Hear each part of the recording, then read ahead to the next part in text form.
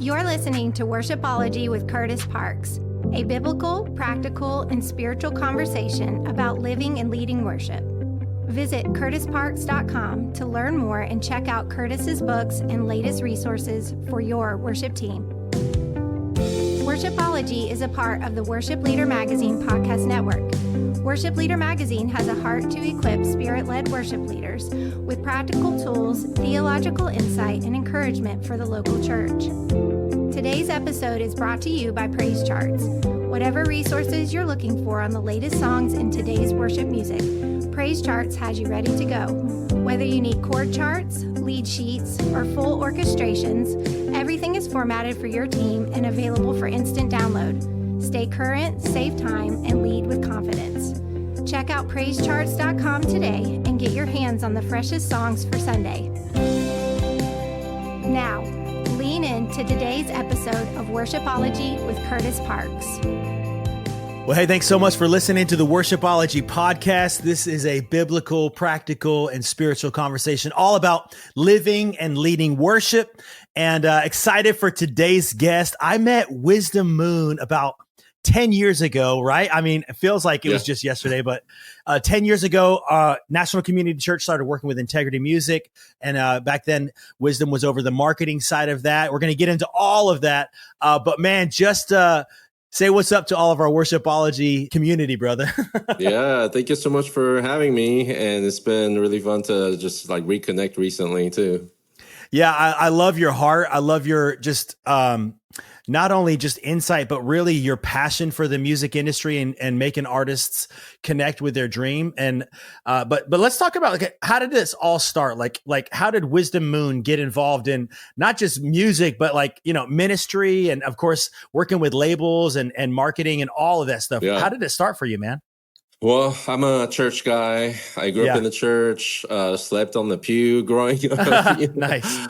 And actually, my family and I immigrated from South Korea to California when I was 9. And at that time, I did not know anything about Christian music. I grew up singing hymns in church. And when we moved, I didn't know any English. It was a culture shock. And at school, I would go to school every day, get bullied and made fun of. And there was a lot of racism at the time. It's hard to believe, now, because California is not really like, it's like very diverse where I'm from.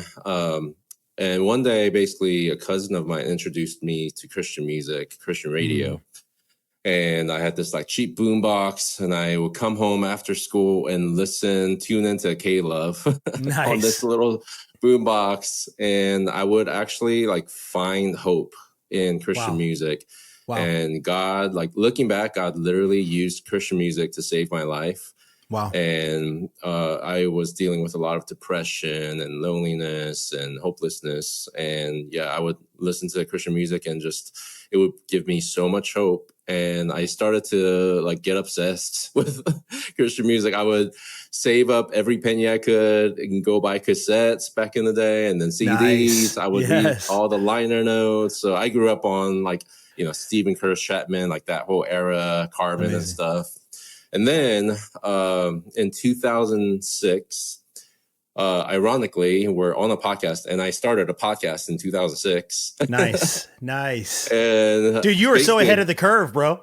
Yeah, nobody knew what a podcast was. Wow. But somebody had given me an iPod, and I discovered this little section called podcasts on iTunes. And I was like, what is this? And I started listening to these podcasts, and I really enjoyed it because it's kind of like a radio show, but then you can listen kind of like when you wanted to, and you didn't have to like miss it because you didn't hear it, when it was scheduled or whatever. And there weren't really worship podcasts. So I started one called All About Worship. Yep. And I started a MySpace page, and I started connecting with worship leaders back in the day. And I was a worship leader at the time on staff and a youth pastor. And then because of the podcast being kind of like a pioneer in the space, I started to get requests from labels and publicists and marketers for me to interview their, artists. And so my first guest that I reached out to actually on my end was Daryl Evans, who wrote like Trading My Sorrows and stuff. And nice. We had become friends because I used to put on Christian concerts and stuff in California. And Wow. in college, I actually did an internship with him for his ministry. Oh my. And then because of that, I was able to like pitch the podcast to Paul Balash. I think he was like my second guest. Wow, dude. And then Carrie Jo was like my third guest, I think. And then, yeah, it started to just grow. And back then, people didn't make podcasts to make money. At least I didn't. I had no concept of trying to make money. If you know how, let me know, because this has been a labor of love so far, bro. And the fun thing I tell people is I had this really ugly website up that I built on the Flash website thing. Amazing. And I get a random email through my website one day, and it says, "Hey, we're a startup company, and we would love to put an ad on your website. Would you be open to that?" And I literally didn't know how to put an ad on my website or how to charge for a banner ad or anything. But, and I had never heard of this company before. Yeah. And the company was Planning Center. Okay. Wow. Bro, this is blowing my mind, man. So they were my first like sponsor, advertiser, and they sponsored my podcast for a long time. And then, just organically through all of that, I started developing relationships. And actually, I went to I think it was the very first National Worship Leader Conference by Worship Leader Magazine. Wow. And I had this like digital recorder with me. And that's where I interviewed Paul Balash, actually, and like Big Daddy Weave and Michael Farron from Pocket Full of Rocks. And I went to the vendor like exhibit hall. And I started going booth to booth. And this is so against my like natural personality. But I went booth to booth and I was like, "Hey, I do a podcast. It's like a radio show. Would you mind doing a liner?" And just say, "Hey, I'm so-and-so from CCLI, and you're listening to the All About Worship podcast." So most people did it for me. So I had all these like bumper, intro things. And then, just like developing relationships with these resource sites and artist managers, labels, publicists. And then through that, also I started to grow this like email list. And I had no budget for anything. So it was all guerrilla marketing. Wow. And I just kind of figured things out as I went. Like I figured out, like with the Planning Center thing, I figured out how to actually create an invoice. And I lost money on the first one because it took me so much time to figure out the business side of it. And through all these different things and like relationships, doors started to open up. And I had this idea actually back in the day. There was a website called noisetrade.com where you could. I remember it. Yep. Yeah. You could put away or give away music, like an album or a single for free in exchange for people's email addresses. So you would give them MP3s when MP3 actually meant something. Wow. And you would collect emails and zip codes. And basically I went from 0 emails on my email list. And I had people like tell me, "Hey, you should grow an email list." And I was like, I don't know. Like, why would somebody be on my email list? And I heard email's dead. And then I started putting out these collectives, All About Worship collectives, not of my music, but of other people's music. Okay. And I would have independent artists send them in, labels. Just like compilations of different artists that are kind of up and coming. Yeah. And I started kind of doing it quarterly. And through that, mainly, it went from 0 emails on my email list to, at the end, 26,000 emails on my email list. And it was a pretty active list. And so, I started to like host events, worship leaders retreats, songwriting retreats, and things like that. And so through that and people kind of seeing what I was doing, basically I was offered a role at Centricity Music. Okay. Where they were starting a worship imprint. And basically they asked me to come on board to help build that. So that was kind of like my real entry point to the actual like Christian music industry.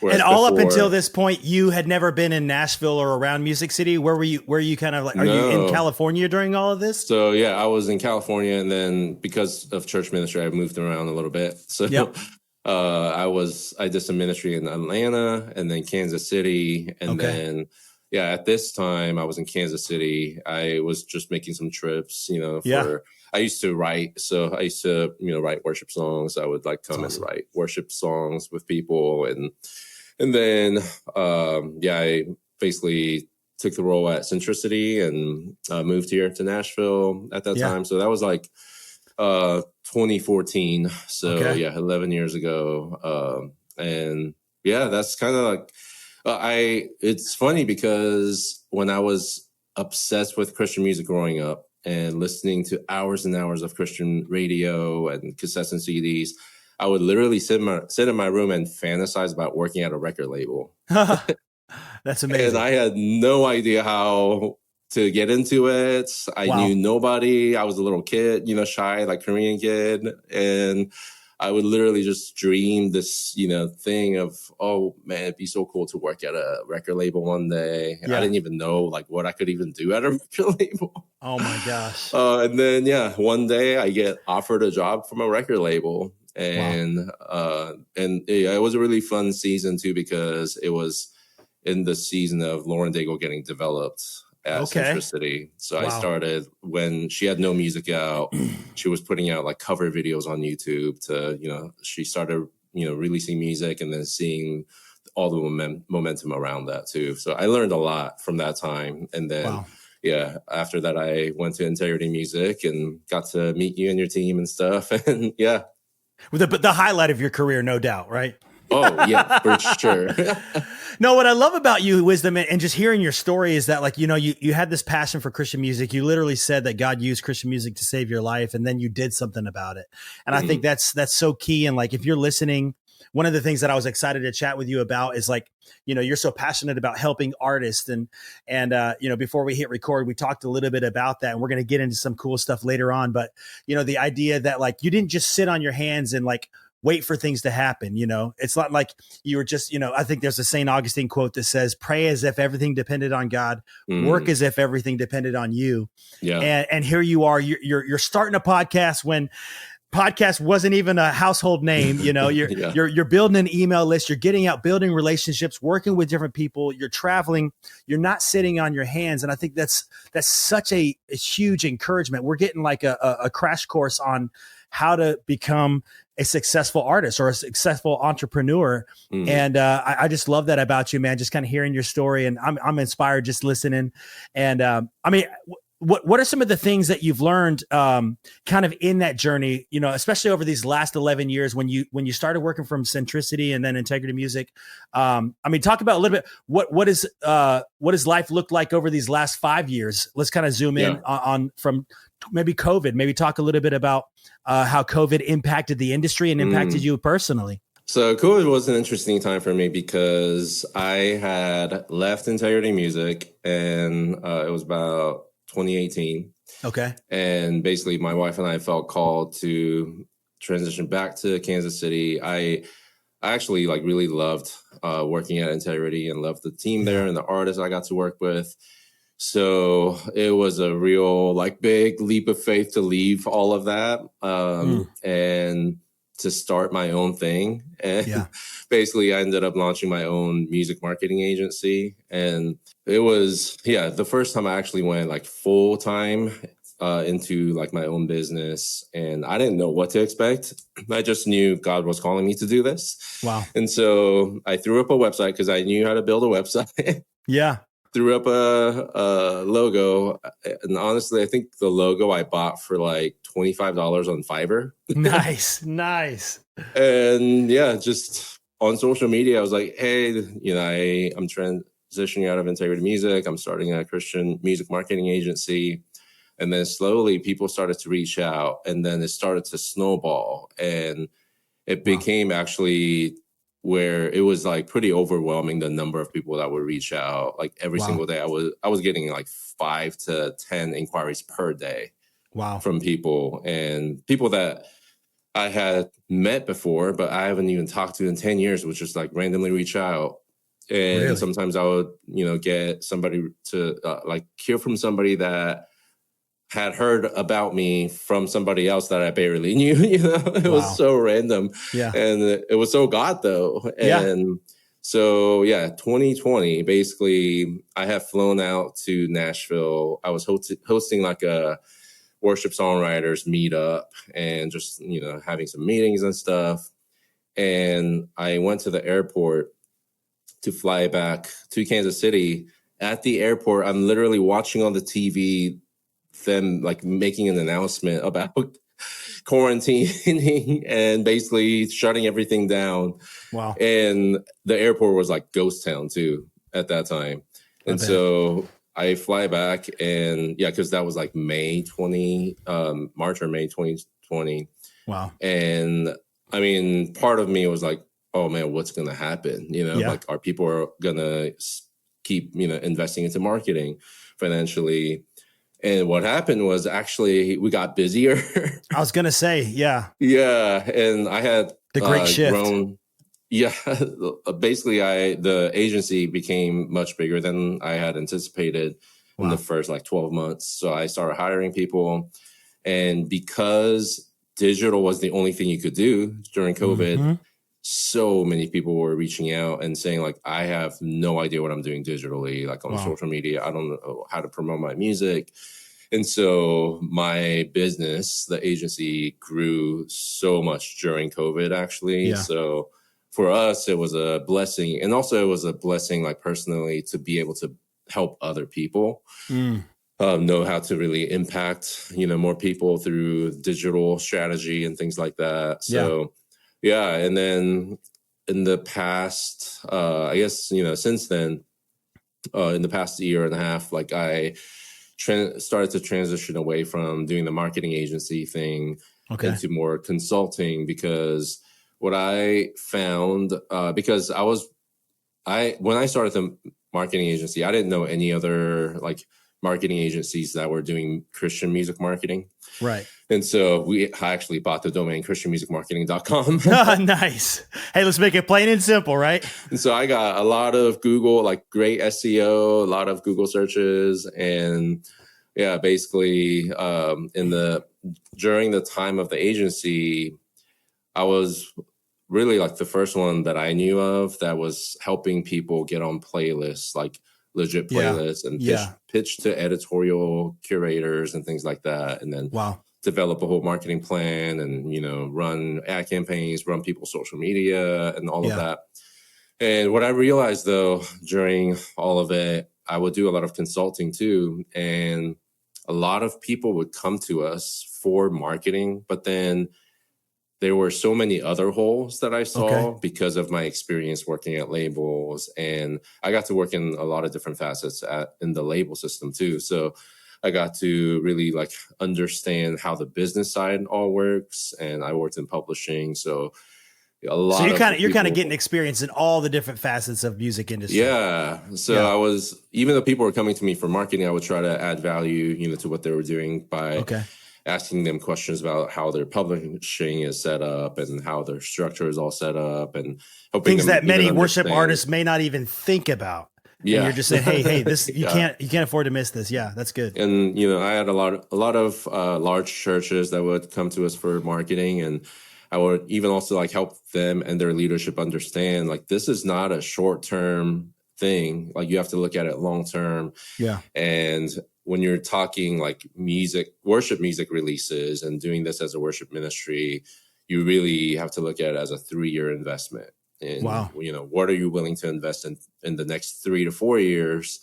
And then you start to see the fruit of it. But a lot of churches and artists tend to see it more as a 3-month, investment. Wow. And a 3-month, perspective and like strategy. Whereas like even, working at labels, a lot of times we wouldn't see one of our songs chart on various charts for the first 3 years of the release of a song. Wow. That's wild. So a lot of times, like, I think artists and churches tend to give up and move on too quickly from their releases. So they don't get to bear the fruit, Wow. So you just have to be in it for the long haul. Now, I kind of want to maybe dial it in here because, when you say the word marketing, I'm sure our listeners are probably, there's so many different maybe interpretations of what that means. When you're talking about, marketing with churches and marketing with worship music, what in particular would you say that is for just the everyday person to understand? So yeah, when I started the marketing agency, I had to do a lot of education because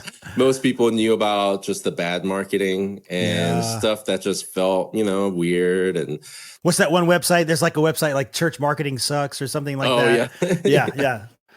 And so I started to develop this framework and a way to communicate to churches and artists about marketing. And to me, marketing comes down to stewardship. Okay. And a lot of times what I would see artists and churches, especially artists, do is say, God gave me the song. I paid a producer to produce it. Yep. And then I'm going to just release it next week and then see what God does. God's going to, let people who need to hear it. Yeah. And I want millions and millions of people to hear this song, but they weren't willing to do any of the work. Wow. And so to me, that's bad stewardship. And marketing to me comes down to, I love using a farming analogy. Yeah. As a songwriter and artist, you are basically planting seeds with your songs and whatever content you're putting out. And as a farmer, you don't just plant seeds, you actually water the seeds. Dude. You are taking care of the ground. So and good. Also you don't expect something to just grow, the fruit to grow overnight. It takes time. It takes a lot of, patience, consistency, persistency. And so when you think about marketing, it's kind of like watering your seeds because part of it is our work, the laborer, like we have to labor. And then God is obviously at the end of the day, he's in charge of the actual fruit, the harvest. We don't control that. And sometimes marketing, people tend to see it as like, well, you're trying to, control like the end result. But real marketing, like you can't control the end result. You can't control how many people actually stream your music. Yeah. You can only do what you can to get people's eyes and ears on your music.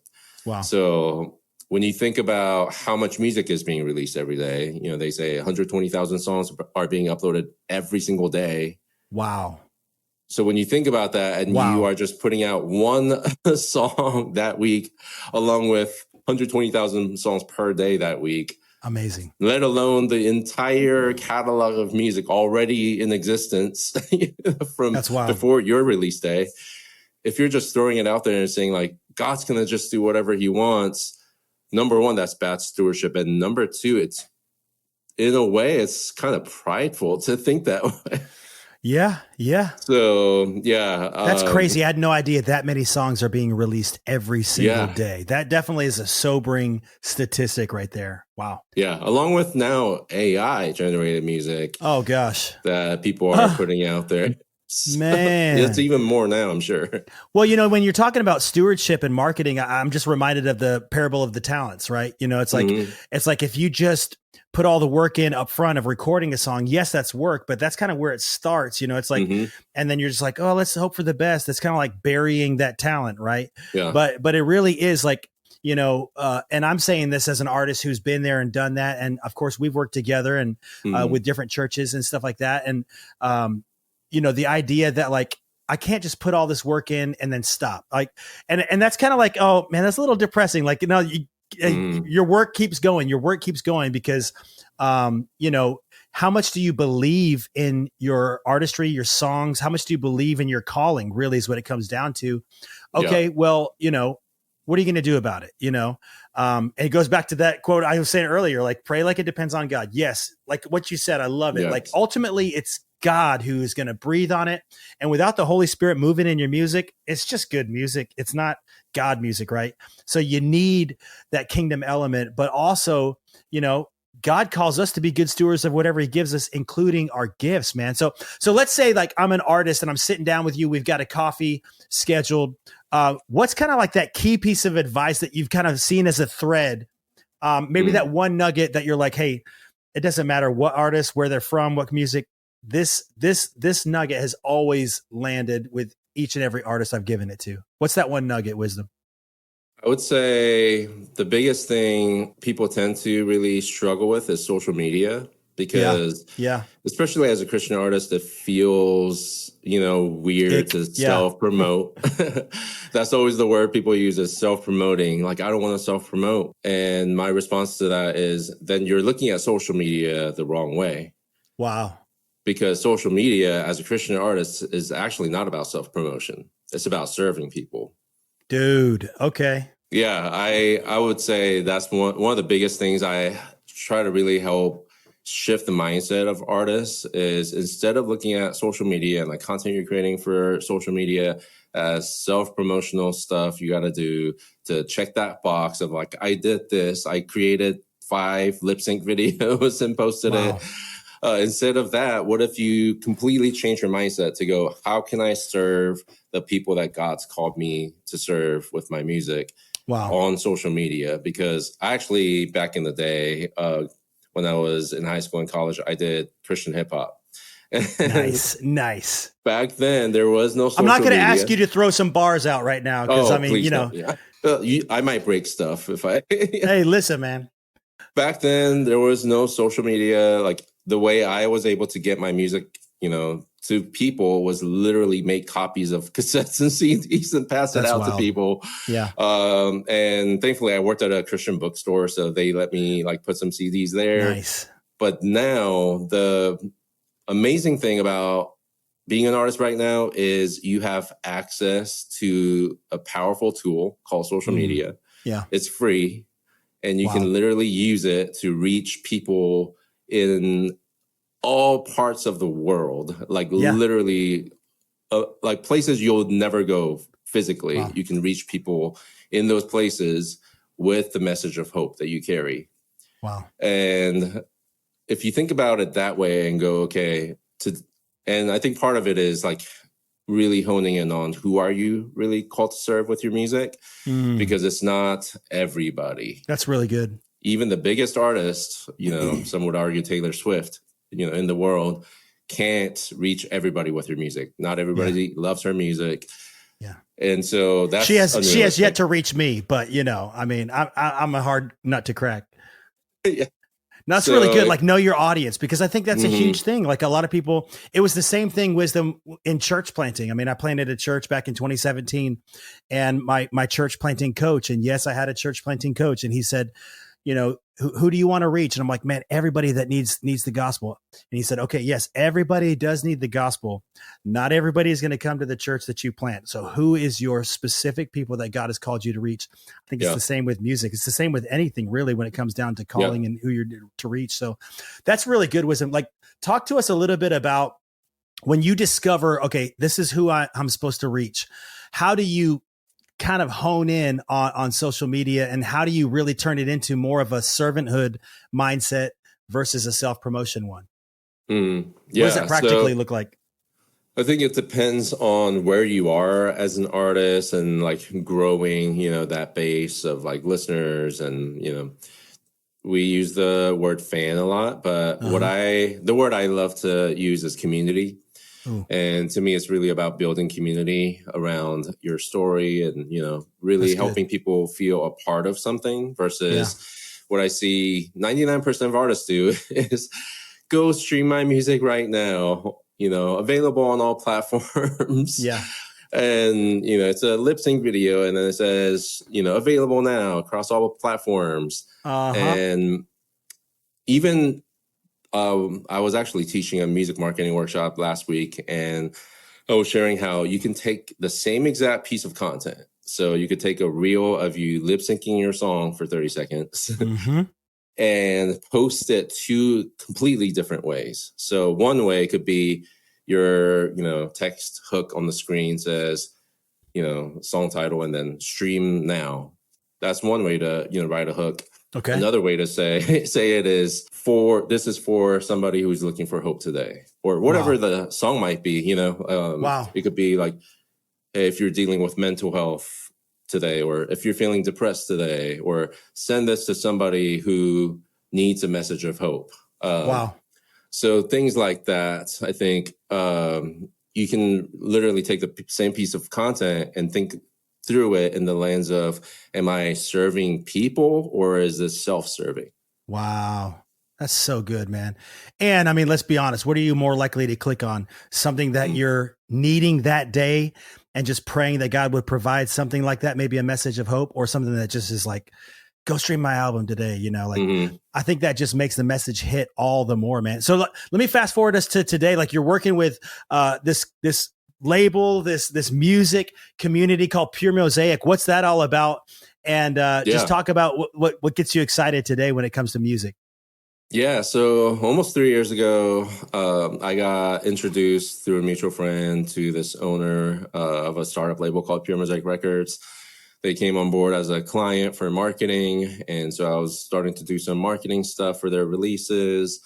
And yeah, one day, honestly, I just felt like the Lord was telling me to reach out to the owner and just hear his story and ask him about his vision, for the label. And so I did that, and we ended up talking for a couple of hours.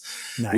Neither of us were planning on it, but we just like really connected on a heart level and just calling. And we both really felt called to this industry for the same reasons. And it wasn't to make money. It wasn't to make people famous. Wow. But it was to elevate pure voices in this industry. Wow. And so with that, and building that relationship, I started to get involved with Pure Mosaic and felt this pull to help grow Pure Mosaic. And so, over the past year and a half, I started to transition out of the marketing agency thing and really more and more started to focus on Pure Mosaic and also doing like a little bit of consulting and management. But really my day-to-day, my role at Pure Mosaic now officially is president. So I'm overseeing the whole label. And last year was kind of like a test run, but this year we officially launched Pure Mosaic Services, which is really empowering artists and churches to release music independently, but with the support for distribution and especially when it comes to like editorial pitching and things like that, because there are so many songs.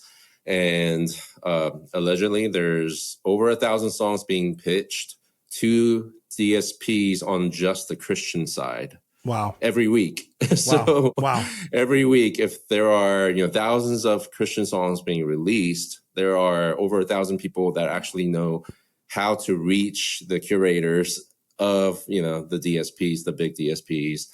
And now, what does that mean when you say DSP, just for everybody listening? Yeah, so DSPs are digital service providers. So those are the and I acted platforms. like I knew what that meant. That was for me. That was for me, Wisdom. Thank you. So that would be the big, three are Spotify, Amazon Music, and Apple Music. Okay. And obviously Spotify, anybody can go on Spotify for artists and pitch, fill out the pitch form. And, if you're lucky, they're going to listen to maybe 10 seconds of your song. Yeah. So, for us, like, we really felt like it could be a win-win for people that want to stay independent, but have a support of a label when it comes to the relational aspect of, editorial. And then also we have, legit third-party playlists that we pitch to as well, like people that I personally know and trust to have like legit playlists. And I say that because there are a lot of not so legit playlists. Yeah. I've learned, man. It's a wild world out there. And I mean, it's not getting any easier. There's only further complications the more we get into AI and the more that, not real people are on the other side listening to your music all the time. And so I definitely love the fact that you guys are just trying to be an advocate for churches and artists out there who need to know this kind of stuff. And so we're definitely going to put a link in our show notes on how to connect with Wisdom and hear more about Pure Mosaic Services and if that might be able to serve you. So, dude, I have no idea where our time went, bro. It's like catching up with an old friend every time we get on the phone together. But listen, one question I love asking everybody on this podcast is just pure and simply like, what is the Lord speaking to you right now? What do you feel like the Holy Spirit's just been resonating in your prayer time as you've gotten that quiet time with the Lord, man? What's he speaking to you, Wisdom? Yeah, I would say, man, one thing that I've been really burdened with is just the urgency of the time that we live in right now. The urgency of people need hope and people need to hear the gospel. And it's so easy, especially in our culture, to just feel so comfortable and so caught up in our day-to-day and our own worries and our own lives. We all are doing a million things at the same time, and some of us are trying to climb the corporate ladder or the church corporate ladder. It's all the same. I think the big thing is for me that I feel really, called to is just like being reminded of the kingdom of God. And with that, for me personally, I feel called to help, really give voice to a diverse roster of artists and songwriters that God has given songs to. And in this industry, it doesn't look as diverse as I would feel, the kingdom of God looks. So that's a big burden, for me. And that's what I'm like really passionate about too, is helping really like amplify the voices of different parts of the kingdom of God, different parts of the Big C church, because when we get to heaven, it is not going to sound like what we probably listen to, for most of us. And I think there's such a joy in celebrating diversity. And I love seeing, just diversity in collaboration, whether it's like in ethnicity or generational diversity, and so, I don't know how all that will look in the future, but I think that's something I'm really, excited about at this time. Like what God's doing is just giving voice to different, people groups and different people that may be in the past not had any opportunity to get their music out there. So, so that's what I would say.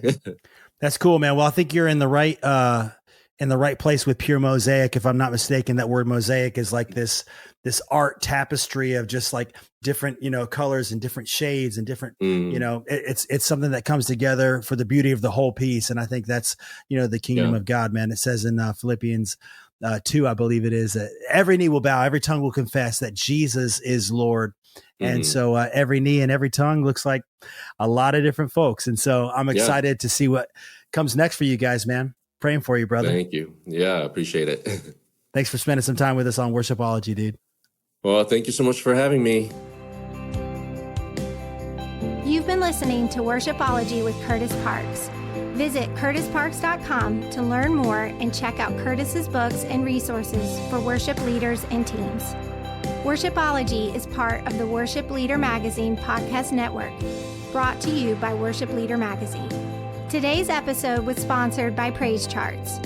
Visit PraiseCharts.com and get everything you need for your worship team today.